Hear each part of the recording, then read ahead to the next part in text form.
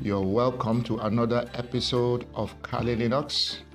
Today we're going to be treating Kali Linux Advanced Commands. My name remains Vincent Hope, your instructor, so let's jump right into it. So, in this lesson, which is our lesson 4 or lesson 4 in our recording series, we are going to be teaching how to use the advanced commands in Kali Linux. So the first step is using Kali Linux grep. What does grep mean? It means global regular expression prints. Now, what is it used for? It is used to search for text or text patterns in files. You are going to be doing a lot of that when you are doing your cybersecurity analysis. It also used to check if a word exists in a file or how many times it shows up. Also, grep is also used for log analysis. So let's jump right into it. Let's jump right into our Kali Linux environment. So we go to our VMware, double click it. Go to our VMware because we want to run Kali Linux. Okay, now we go to power on this virtual machine. Click on it.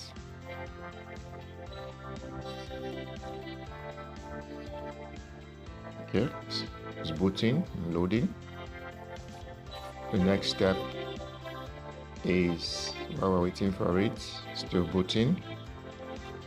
So it takes a while for it to boot. So the next step is to log in using our username and password, which is still trying to bring up right now.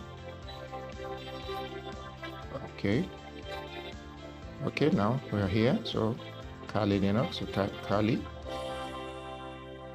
which is our username, and Kali, which is our password. Now we click login.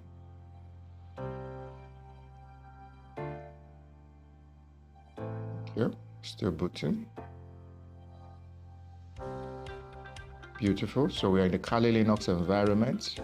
So we're going to use grep. So let's type normally our ls, which is list files and directory. So these are all the files. The files are in white. The directories are in blue. Now there's a hidden file which is called user add. So it's a documentation file. So I will open it. I'll use man user add, and I press enter. You can see the user add file, system management commands. Tells you about the commands you use for your Linux systems. User add dash D, user add, the rest of it. So it has a lot of information. We want to use this information. So it has a lot of user.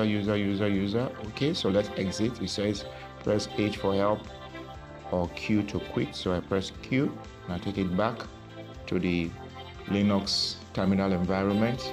Now, so what I want to do, I want to be able to move that content in that user add we just saw and use it in a new file. So type man user add. Okay, now to move it, I'll use a greater sign, this sign here, to direct it. Then I'll call it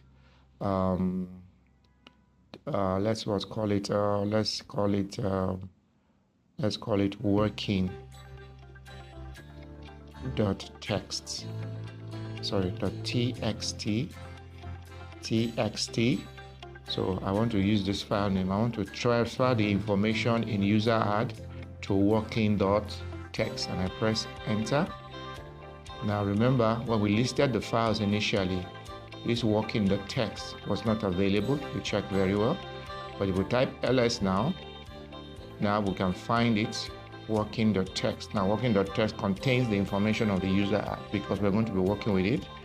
Now let us view what is in this working.txt. We'll type cats to view working.txt, press enter. You can see the information in the user add has been moved into the user add, you can see information has been moved into the working.text. So the next thing we're going to do, we're going to now use, let's use another command, which is cat.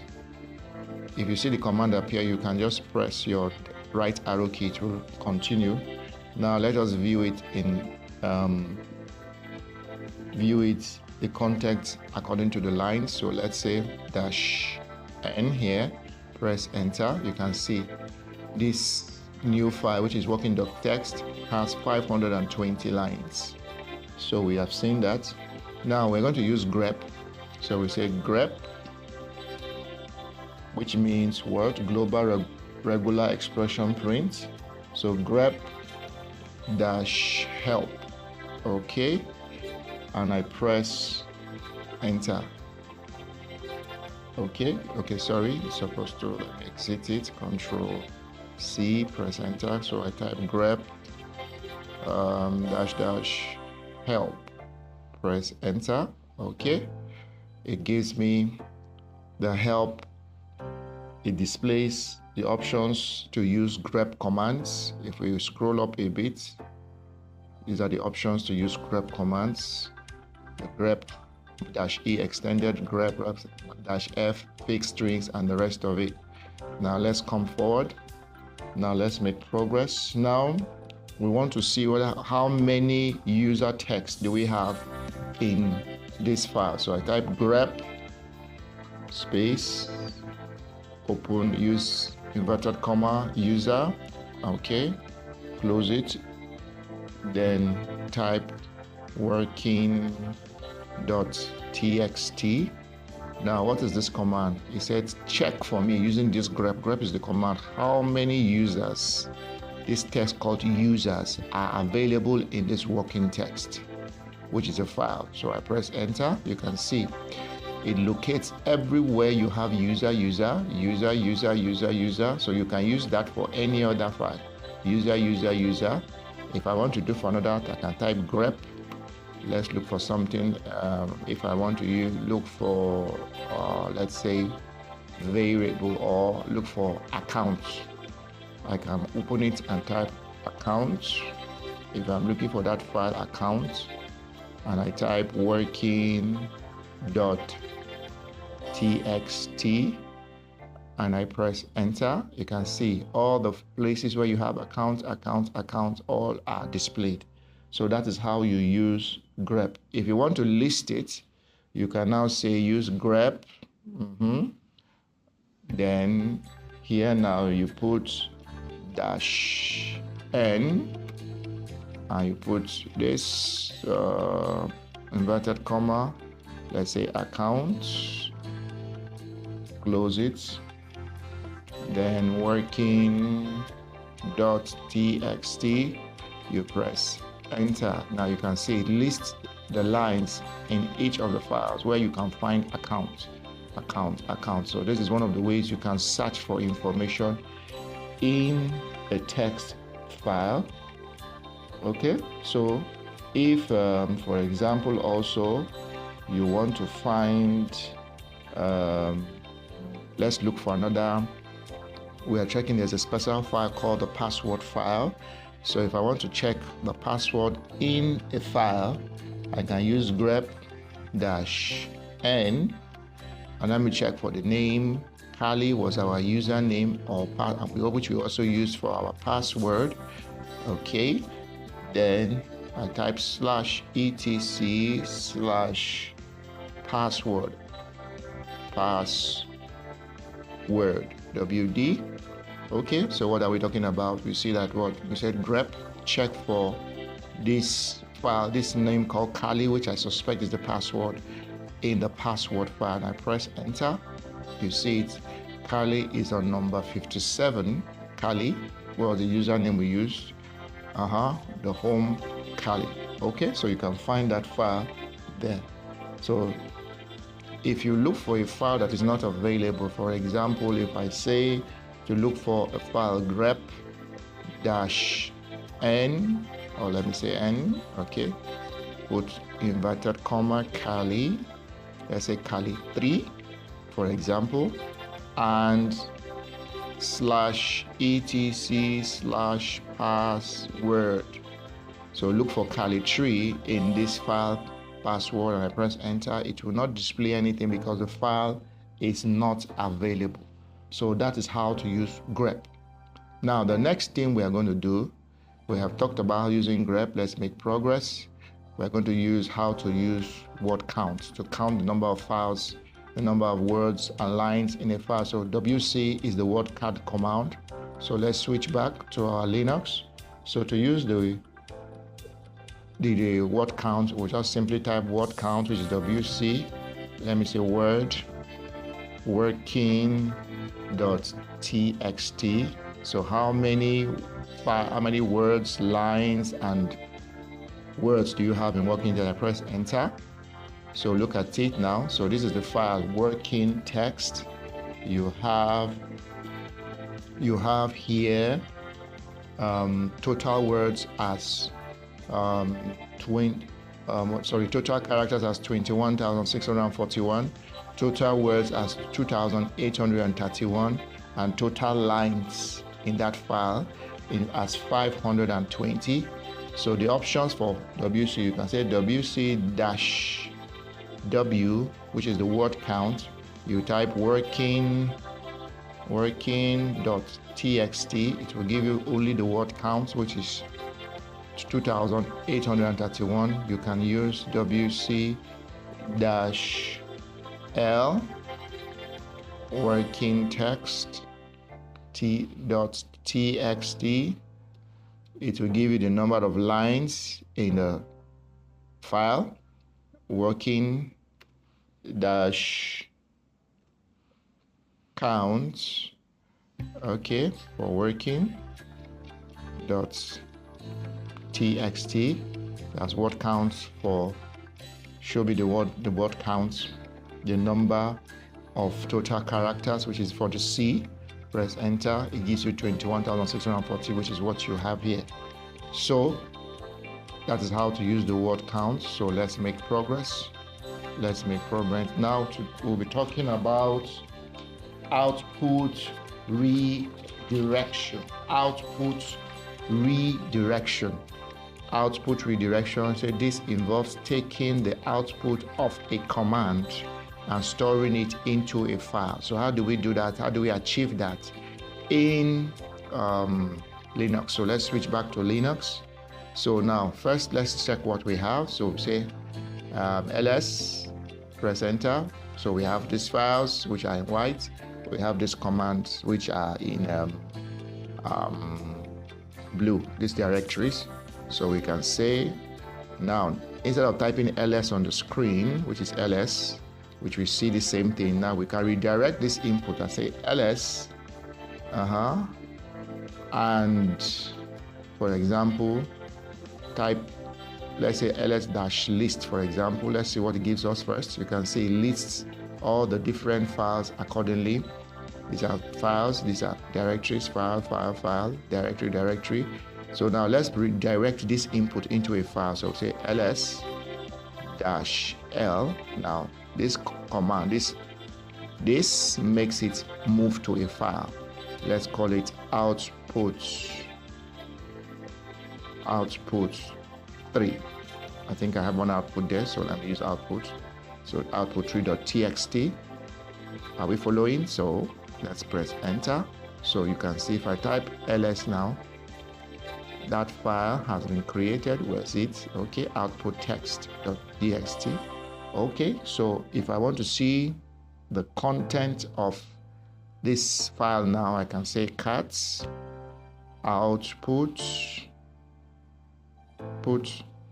3.txt, and I press enter. You can see it's the same content that was inside. If I want to see it in white and blue, know the text and directory, I simply say cat that's okay.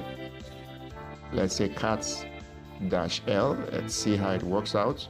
Output.txt. Okay, it's output 3. Sorry, output 3.txt. 3.txt, press enter. Okay, it doesn't recognize this L command, so we leave it at cats. Let's not make the mistake again.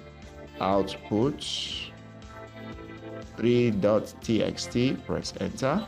Okay, you have this command here. Now we have redirected that output. Now if I want to display another information, let's say for example I take dates, I press enter. I have this date and I want to add this date to this information here inside the output. What will I do? I will type date. I want to redirect that output. I press greater sign, which is the output. If I just leave this alone, this information will overwrite the previous information in the output 3 file. So if I want to just add it, I will put a double greater sign, giving the instruction that it should send this output to now output 3.txt, and I press enter. Now you can see now if I type cats, which is let me just put the right arrow, press enter. You can see now this information was there plus the date. The date is also added. Now let's talk about another file, another command, history. History tells you about all the commands that have been used. Now I want to add it to the output file. I simply say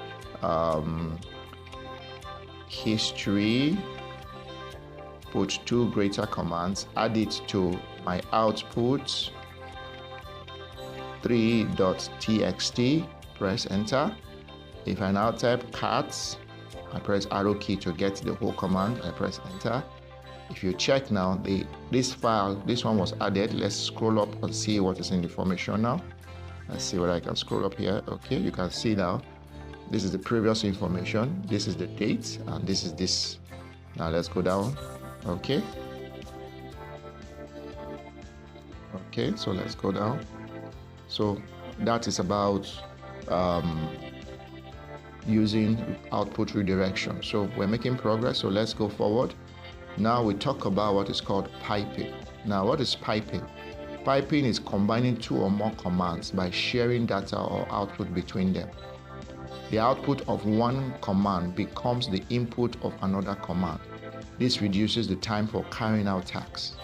Now let's take an example. Let's go straight to our Kali Linux. So usually if we want to view a file, we can say cats output.txt. This is the information. Now I can add a pipe. This is a pipe. This is a pipe, and tell it to also search using grep for the file, the word called what? User. So look at the command now.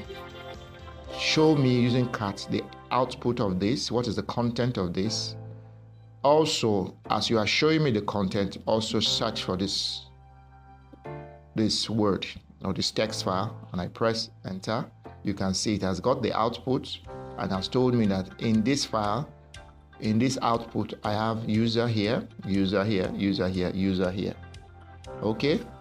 Another way I can use pipe, you can use several commands. You can say list this, what is the contents,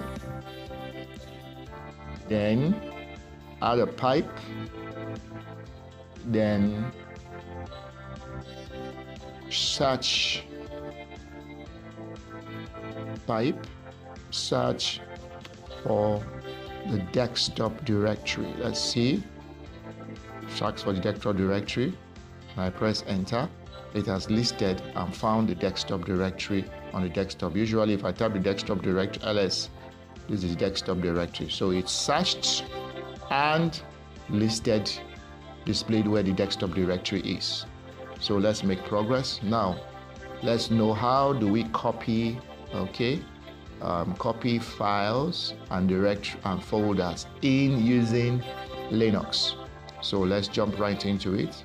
Okay, if I type ls and I press enter, so we have these files and we have this these directories. Okay, now let's take one file, for example. Okay, or let me make a new file, which we remember in our command make directory, I make a directory and I call it check-in. For example, I call that directory check-in. You can call it anything. I press enter. If I type ls and I press enter again, okay, you can see now we have check-in directory here. Now I decide to copy this file assign1 into check-in directory. I will just say cp, which is copy. I say cp copy assign1. If it has an extension, make sure you put the extension, but assign1 doesn't have. Assign1, copy it to check-in. This is the way you do it. Copy assign1 file to check-in. I press enter. Okay, you can see it has done it, so you cannot see it. So if I type ls, I see the check-in. I cannot find assign1 here. So if I want to go there, I'll say cd space check-in, which is a directory. Press enter. It has opened the check-in directory, and I type ls, list the files. You can see that you have assign1 there. Okay, so now let's go back. cd ... reverses it back to where you were before. I type ls. You are now back here to this environment. Okay, now supposing I go back to check-in cd, and I type check-in and I press enter. Check-in directory is open, and I type ls. You have assign1 there. I make another directory in check-in and I call it check1, for example, and I press enter. Now, and I type ls. Now I have assign1 a file, and I have check1 a directory, all under check-in. Now, if I want to go back, I type cd space check-in. cd ... You give space, then ... press enter, and I type ls. I'm still seeing only check-in here, but remember we have assign1 and check1. Now I want to copy a file. Let me copy assign2.txt. Sorry, it's not .txt, and I want to copy that file to check1, which is under check-in. I'll say copy it to check-in. Copy it to check-in. Copy that file to check-in. And under copy it to check-in, check1. You can see copy this file assign2, which is to check1, which is under check-in. Let's press enter. Okay. Let's get the correct command again. Okay, I bring back the command. Just press the down arrow key. I come here. Let me put this to. Okay, let's check this out. Bring it here. So look at it. Look at what we're going to do. Copy this assign text. Check-in. This check1 is under check-in. Press enter. Okay, now you can see it has been accepted now. So look at the command, copy assign2, which is a text, to this folder under check-in. So what do? We list ls, we have check-in here. We want to confirm whether what we have done is correct. There we go to cd space, we type check-in, which is our original folder. Under check-in, we type ls. You just have assign1 and check1. So if I want to go to check1, I still type cd space check1, press enter. You can see check1 is open under check-in. Now if I type ls, I find assign2, which was the file I copied, now listed there. So that is how you copy files. You can also, then that is for file copying. So let me go back, cd, cd, okay, cd ... It closes it one. You can see check1 has been closed. You only have check-in. Then you click cd again, ... press enter. It has closed check-in. You are now at the present working directory. I type ls. You have check-in here. Now let's try something. Let's say copy. I want to copy a a folder, let's say open4 to check-in. Let's use the format command open4, copy open4 to check-in. Okay, and I press enter. You see what it says. It says -r not specified, omitting directory open. Now, if you want to copy directory, you cannot just use cp, which is copy. You have to use cp-r. Then you now say copy open4, copy it to check-in.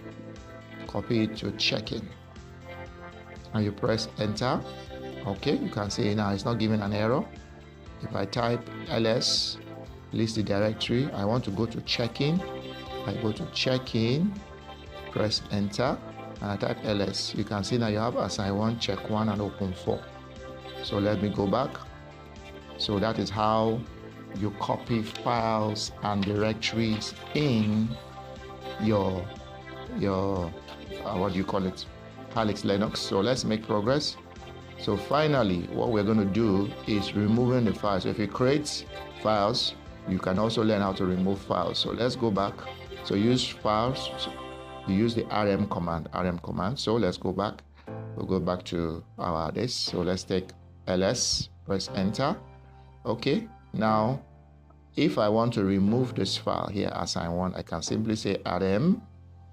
I can say remove assign1, press enter. You can see if I type ls again, I will not find that file. It has been removed. Okay, if I want to remove a file from, remember in check-in we have two files, cd check-in, press enter. If I type ls, we still have assign1 under check-in. Now let me go back and type ... press enter. If I want to remove that file, I can say remove assign1. No, I can say remove check-in. You have to specify the directory. Then assign1. I want to remove that, press enter. Remove assign1, which is under check-in. So if I type ls again, I just see check-in. If I type cd space check-in and I press enter, check-in directory is open. If I type ls, I will not find assign1 again. I only have check1 and open1. Check1 and open1. Now, if I want to remove a directory, I go back cd space, and I type ls. Let me look for a directory that is empty, like this D and B are CD. Okay, let me type CD, D, press enter, type ls. There is a V inside. Okay, let me remove this V first. I want to remove a directory. I will have to specify R. Remove this side. There's a V here. I put V here. Press enter. Okay, and I type ls. Okay, sorry. I type ls, press enter. There is no what do you call it, no directory under D again. I type cd ... press enter, type ls. So you still have D here. So I want to remove this directory called D, which I created. So I can just simply say remove -r -d, press enter. By the time I type ls again, press enter. That D is not available again. So that's how you remove directories. Now there are some files that have copyright. They are copyright protected. Now I don't have any file here to show you for that. But if you have a file that's copyright protected and your normal RM cannot remove, what you do, you have to put rm-m. Let's say this assign2 is copyright protected. I type assign2.txt. By the time I press, this simply means remove by force or forcefully this file. Press enter and I type ls. The file is not available. Okay, it's still being displayed. Okay, let's use the RM normal. Okay, RM assign to dot txt. Okay, I did not specify. I put txt. I did not specify I used txt here. So sorry. If I go back, I type ls. So I use this command again. rm-f, which is forcefully remove it. Assign 3. I'm just use 3 now because 3 is available here, and I press enter and I type ls. You can see 3 is not there. So that's how you remove forcefully a copyright protected file from Kali Linux environment. I hope you have learned a lot in this lesson. My name remains Vincent Hope, your instructor. Thank you for watching. Do have a blessed day.